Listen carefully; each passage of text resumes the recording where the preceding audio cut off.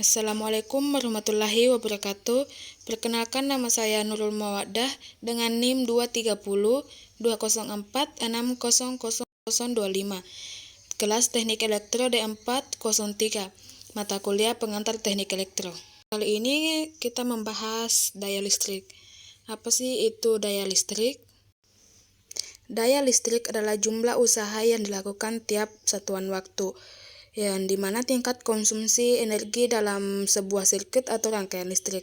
Daya listrik menyatakan banyaknya energi listrik yang terpakai setiap detiknya, yang dimana satuan daya listrik yaitu watt. Sumber energi seperti tegangan listrik akan menghasilkan daya listrik, sedangkan beban yang terhubung dengannya akan menyerap daya listrik tersebut atau yang digunakan oleh manusia.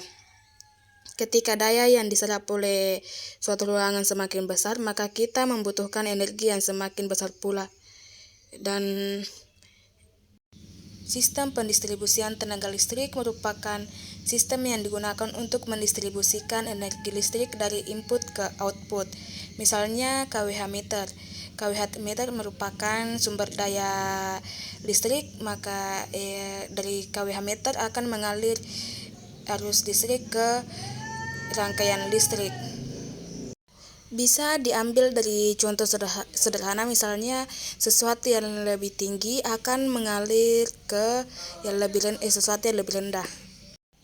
Misalnya air yang berada di botol yang lebih tinggi akan lebih mudah mengalir ke botol yang lebih rendah. Namun botol yang lebih di bawah harus lebih kecil dari botol yang di atas.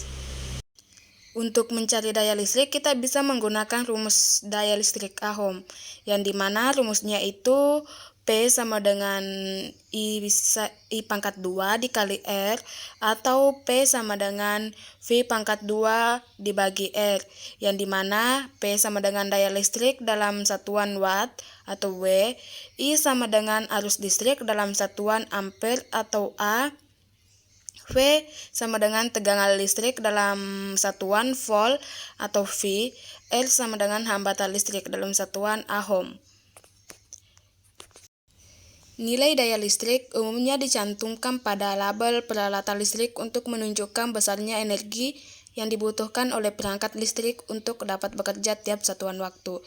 Nah, untuk memilih peralatan atau komponen-komponen yang akan dipasang, kita harus memilih yang sudah ber-SNI atau Standar Nasional Indonesia.